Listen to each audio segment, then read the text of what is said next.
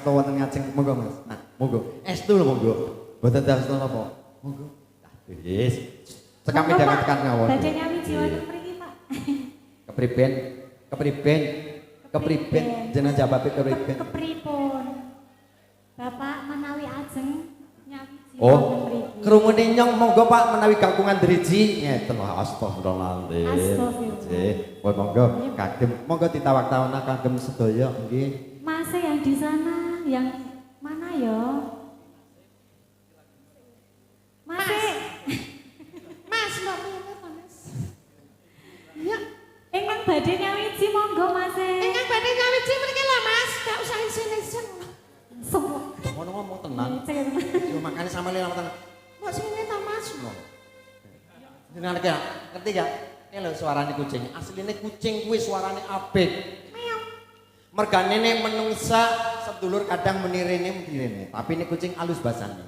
Sini aung. Ngono mesti ya. Kuwi sing kecong wadon kowe, nek sing kacang lanang sing isih cilik jawabe. Mau. Kowe sing tuwa sing mbahne. Iya.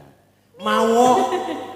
Wis kepriben lanjutna lah kepriben kurang kesu. Ya. Dikasih dumes saja. Ya. Dumes untuk Anda semua yang sudah mau dihadirkan. Boleh Mbak Lilis sekarang dalam. Ayo Mas. Ayo Mas, pasukan goyang Mas. Ya, Bapak yang undang mereka pada sore hari ini ingin menghibur khususnya buat pada Andri.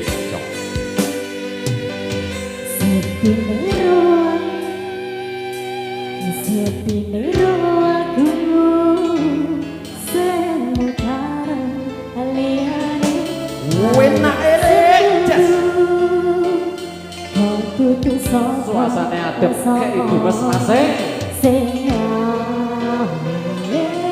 perhatian yang akhirnya asmiramu malah hilang. Aja gelap Mas, sini aja Mas, jangan gelap toh.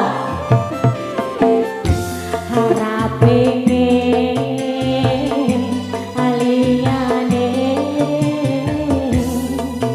pengen ku sisimu kowe kenyataane tutu aku ning jero hatimu berkah selalu Mas. Isi soke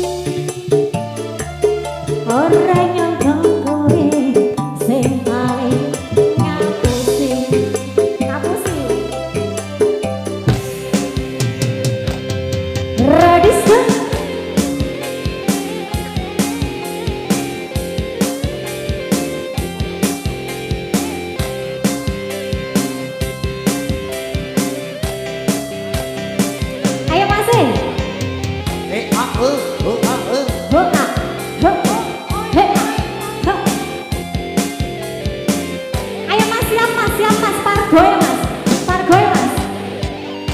Wasik. E-A-E-O-A. Harap pengen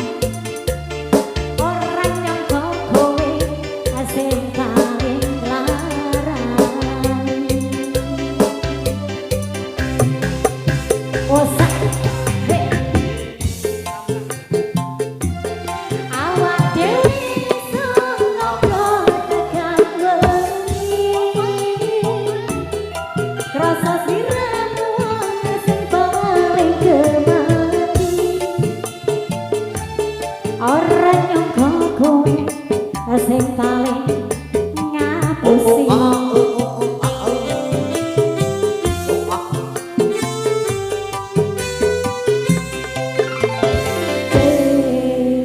Dumes sudah dihadirkan Ya, Mas